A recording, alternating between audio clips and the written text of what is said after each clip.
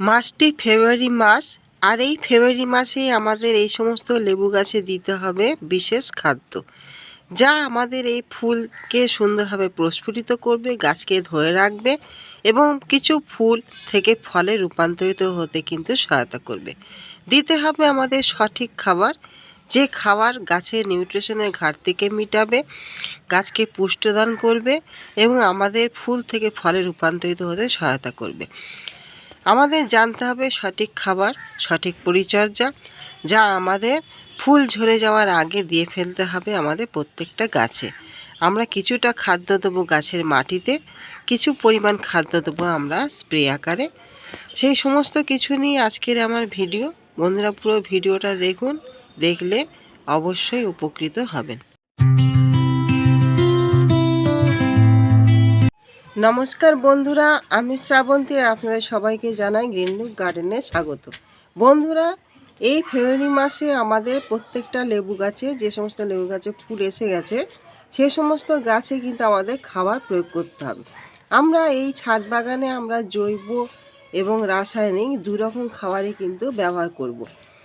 আর সেই খাবারটা হবে তরল খাবার। এই সময় আমরা কোনো ভারী শক্ত খাবার গাছে দেবো না, কেন আমরা একটা ভারী শক্ত খাবার যদি গাছে প্রয়োগ করি, সেখানে আমাদের গাছে প্রয়োগ করব, গাছে ডিকম্পোস্ট হবে, তারপরে খাবারটাকে গ্রহণ করবে, ততদিনে কিন্তু আমাদের ফুল ফল সব কিন্তু ঝরে পড়ে যাবে। সেই জন্য ইনস্ট্যান্ট খাবার গ্রহণ করবে গাছ, সেটা হচ্ছে কি না, তরল খাবার। যে তরল খাবারের মধ্যে আমাদের জৈব রাসায়নিক দুই রকম উপাদানে কিন্তু থাকবে। এই খাবারটা আমরা গাছে কিন্তু এখনই প্রয়োগ করব, যাতে আমাদের গাছ নিজের পুষ্টিটাকে সংগ্রহ করতে পারে। আমরা কিছুটা পরিমাণ দেবো মাটিতে, কিছুটা পরিমাণ দেবো গাছের স্প্রে আকারে। বন্ধুরা, এখানে যে জিনিসটা দেখতে পাচ্ছেন, এই তরল খাবারটি আমাদের জৈবভাবে কিন্তু তৈরি করতে হবে। এই খাবারের মধ্যে কি রয়েছে না, এই খাবারের মধ্যে রয়েছে সর্ষের খোলের গুঁড়ো, তার সঙ্গে হচ্ছে আমাদের যে লেবু, সে লেবুর খোসা, কলার খোসা, পেঁয়াজের খোসা, এইগুলো আমরা কি করব একসঙ্গে। ধরুন আপনারা এরকম 2 লিটার জল নিলেন, সেই 2 লিটার জলের মধ্যে আপনারা 100 পরিমাণ সর্ষের খোল নিয়ে নেবেন। তার সঙ্গে আপনারা 4 থেকে 5টা লেবুর খোসা, কলার খোসা, তার সঙ্গে 1 থেকে 2 মুঠো আপনার পেঁয়াজের খোসা নিয়ে নেবেন। নেওয়ার পরে এটাকে আমরা কিছুদিন ভিজিয়ে রাখবো, অন্তত 5 থেকে 7 দিন কিন্তু ভিজিয়ে রাখবো। ভিজিয়ে রাখার পরে আমরা যখন গাছে ব্যবহার করব, তার একদিন আগে আপনাদের যে সিউইড যে মাইক্রোনিউট্রিয়েন্ট, সেই সিউইড মাইক্রোনিউট্রিয়েন্ট আমরা দিয়ে দেবো এতে 1 মুঠো পরিমাণ দিয়ে আমরা আরেকটা দিন ভেজাবো। ভিজিয়ে রাখার পরে এই যে তরল যে লিকুইডটা তৈরি হলো, এই তরল লিকুইডটা আমরা গাছে কিন্তু প্রয়োগ করব। এটা আমরা দেবো কোথায় না, এটা আমরা দেবো গাছের মাটিতে। এই যে লিকুইড খাবারটি যখন আমরা ব্যবহার করব, ডাইরেক্ট এইভাবে পুরোপুরি দেবো না, এর সঙ্গে আমরা সমপরিমাণ কিন্তু জল মিশাবো। যদি আমাদের 2 লিটার হয়ে থাকে, আরও 2 লিটার জল আমরা এখানে মিশাবো, প্লেন জল মিশিয়ে প্রত্যেকটা গাছে আপনাদের যেরকম টব, যেরকম গাছের সাইজ, সেই অনুপাতে আপনারা গাছের গোড়ায় কিন্তু দিয়ে দেবেন। মোটামুটি আপনার টবটা যেরকম ভিজে যাবে, সেইভাবে আপনারা গাছের গোড়ায় এই খাবারটাকে কিন্তু প্রয়োগ করবেন। আর এই খাবারটা আমাদের প্রয়োগ করতে হবে প্রত্যেক সপ্তাহে 1 দিন করে। প্রত্যেক সপ্তাহে 1 দিন করে কিন্তু আমরা অবশ্যই এই খাবারটা গাছের গোড়ায় কিন্তু দেব। আর এর পাশাপাশি আমরা কি করব, একটা আমাদের রাসায়নিক যে খাবার, যেহেতু রাসায়নিক খাবার আমাদের মাটিতে না দেওয়াটাই ভালো, সেই জন্য রাসায়নিক খাবারটা আমরা দেবো গাছকে, গাছের পাতায়, যাতে সে খুব তাড়াতাড়ি সে পাতা থেকে শোষণ করে নিতে পারে সেই সমস্ত খাবারগুলি। খাবারটি আমরা স্প্রে আকারে গাছে দেবো, সেটা হচ্ছে 0-52-34, যেখানে আমাদের ফসফরাস আর পটাশিয়ামের মাত্রা রয়েছে। তার সঙ্গে আমরা একটা ভালো মাইক্রোনিউট্রিয়েন্ট দেবো, আর তার সঙ্গে যেটা আমরা দেবো এক্সট্রা বোরন। কেন আমাদের এই যে গাছে ফুলগুলো এসছে, এই ফুলের এই যে কুঁড়িগুলো আপনারা দেখতে পাচ্ছেন, এগুলোকে সুন্দরভাবে বেড়ে তুলতে, প্রস্ফুটিত করতে কিন্তু আমাদের পটাশিয়াম আর ফসফরাস অধিক মাত্রায় দরকার। পাশাপাশি আমাদের ফুল থেকে ফলে যখন গুটি বাঁধবে, সেটাকে ধরে রাখতে, সেটাকে সুন্দরভাবে গড়ে তুলতেও কিন্তু আমাদের জিঙ্কের ব্যবহার, একটা মাইক্রোনিউট্রিয়েন্টের ব্যবহার খুবই দরকার।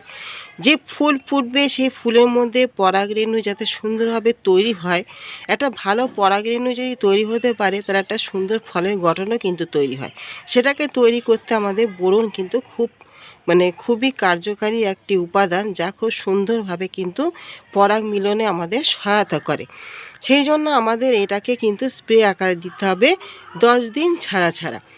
এই জিনিসটা আমরা স্প্রে আকারে 10 দিন ছাড়া ছাড়া কিন্তু আমরা গাছে প্রয়োগ করব। এখানে বন্ধুরা আপনারা যেটা দেখতে পাচ্ছেন সেটা হচ্ছে হলুদের গুঁড়ো, যা আমরা রান্নাঘর থেকে পেয়ে থাকি, কেননা প্রচুর পরিমাণ পিঁপড়ে লাগে আমাদের গাছ, কিন্তু পিঁপড়ে কিন্তু খুবই ক্ষতিগ্রস্ত করে।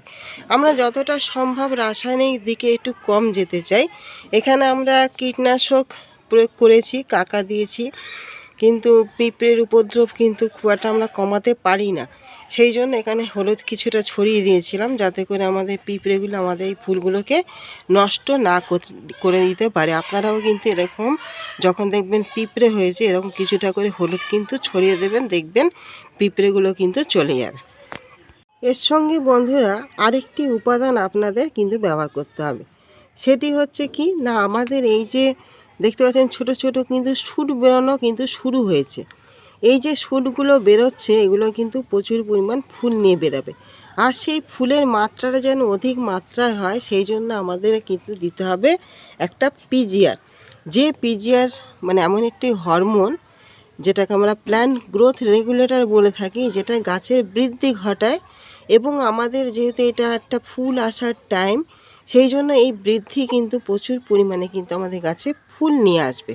এই যে ছোট ছোট যে শুটগুলো দেখতে পাচ্ছেন বন্ধুরা বেরোচ্ছে, এই পিজিআর যদি আমরা ব্যবহার করি, আপনারা যে কোনো পিজিআর এরকম যদি আপনারা মিরাকুলান ব্যবহার করেন, তাহলে আপনারা 1 থেকে 1.5 ml ব্যবহার করবেন। প্লানোফিক্স দিতে পারেন 5 থেকে 6 ফোঁটা।